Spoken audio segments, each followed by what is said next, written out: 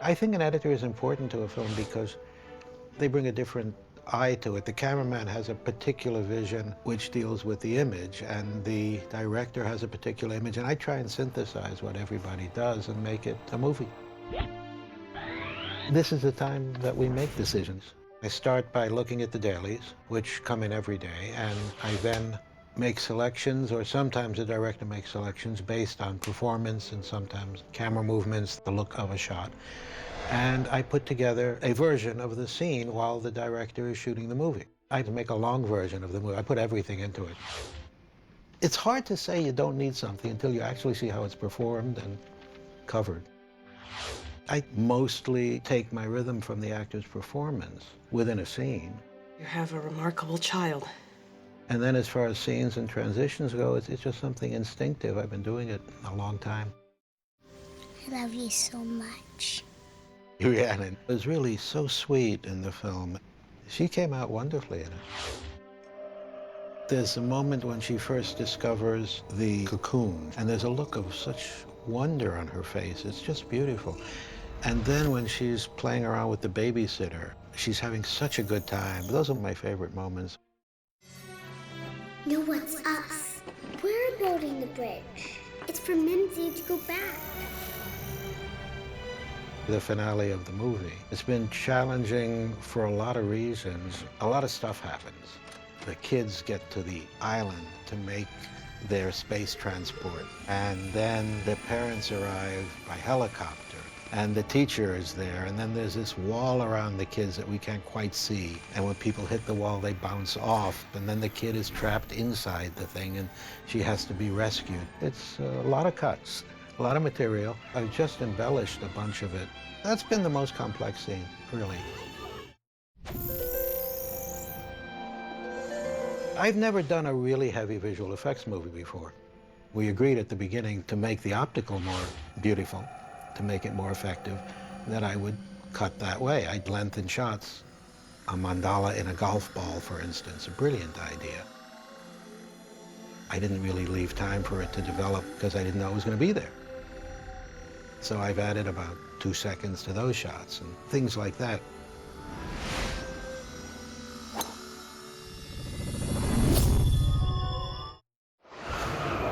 We did some really important work on the end of the movie with the teacher of the future in the field surrounded by kids. And the kids begin to fly away. And they sort of take off straight in the air, and then they come in over her head and fly away. I came upon a way to minimize that effect, so that when she raises her hand, we see the kids flying away, but we no longer stay on the kids. I go through a dissolve and go to the mandala in the field, and then it blows away. And now the rhythms of it all just seem right.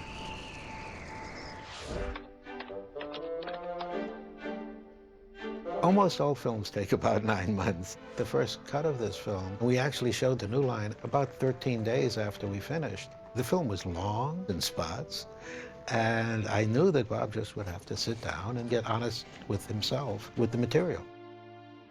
It's quite difficult in a way because a lot of this stuff was so hard to shoot, and then to cut it out afterwards just sort of makes you feel bad.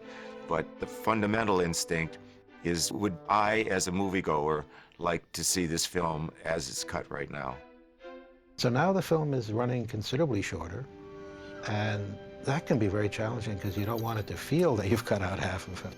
All of this stuff seemed good. I was intrigued by the story, and I was also intrigued about working with Bob, who's the director and the head of the studio. And it was kind of interesting to watch him as we went along, running between the two hats he was wearing. He was like a quick change artist sometimes. I've had a lot of freedom, and it's been fascinating.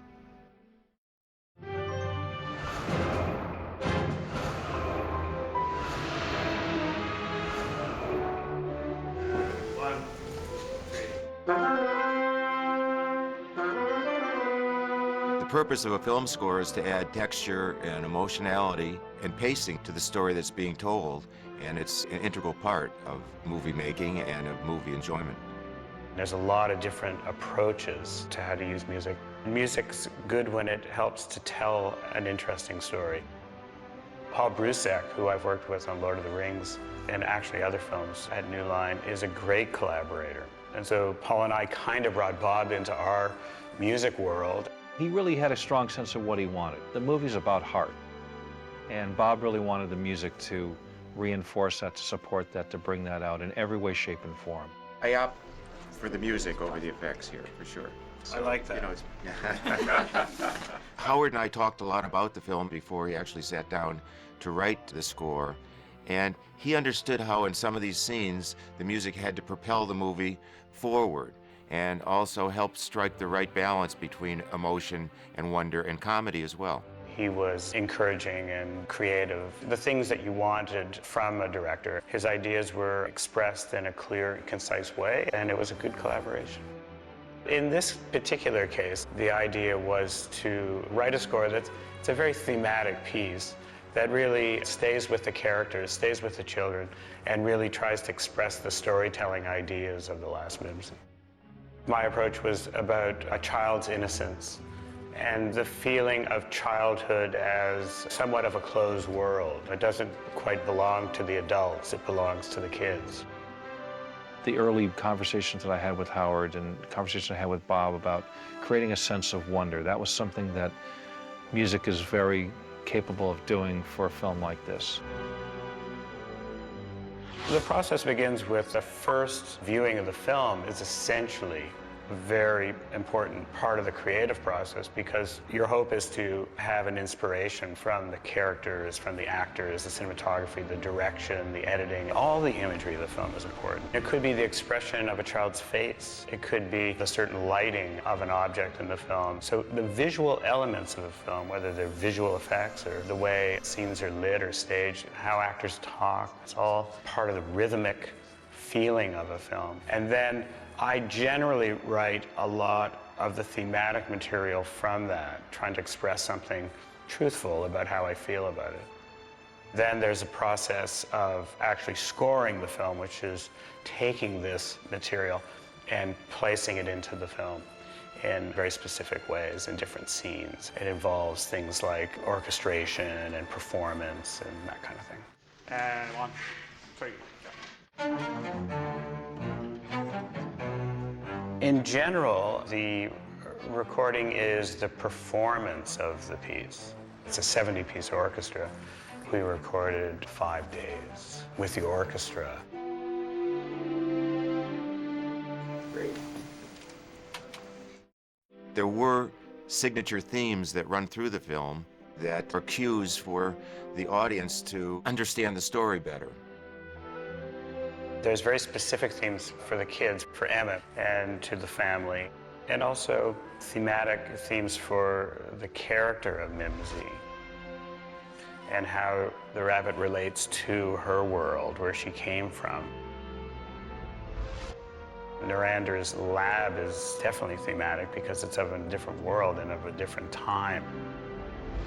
The challenge is to create something that's true, really. Music is an emotional language, so for me, the expression of it is not hard. It's just making sure that it's true to the story. As a composer, you want to look at a film and have a feeling about it, and because this is a story about childhood and innocence, it's a wonderful topic for a composer. You can write off on that for quite a long time. It's a fun place to live in. It really takes a consummate craftsperson to understand not only what the film needs, but what the director would like the film to comport. And this score, in my mind, adds tremendously to the potential for the film.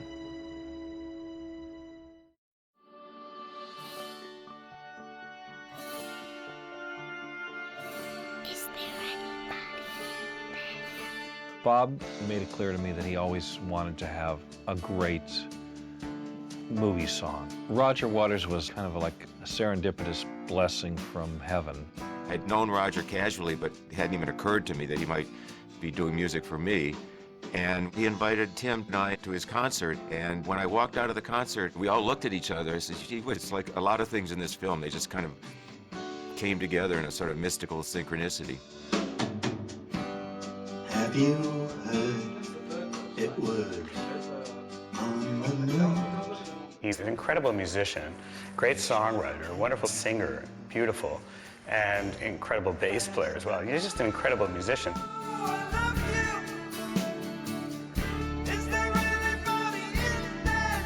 The piece started as a theme that I wrote for the Mandela ideas in the film. And it was a very specific theme that was used 2 times in the film, but in very strategic parts of the film, particularly in the palm reading section of the film. Roger had the idea to invite Rhiannon to come and join him, and maybe it'd be interesting to have her sing in places or talk in places. 1, 2, 3, 4. Hello, I love you. That's perfect notes. Is there anybody in there? It was great, yeah, it's perfect.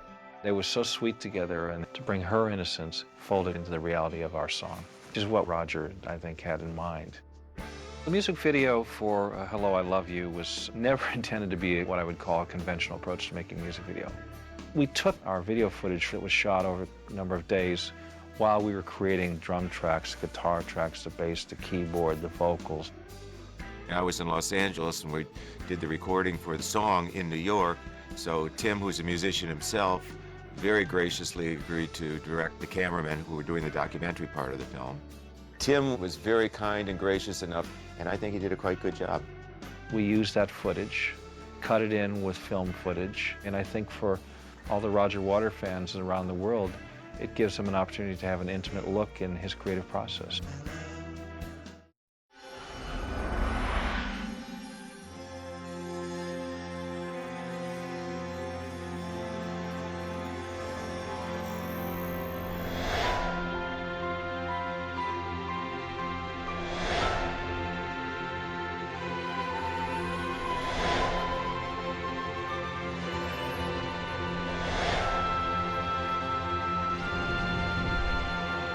I often, in filmmaking, think about parenthood to the extent that everybody who works on a film is throwing their so-called creative genes at it.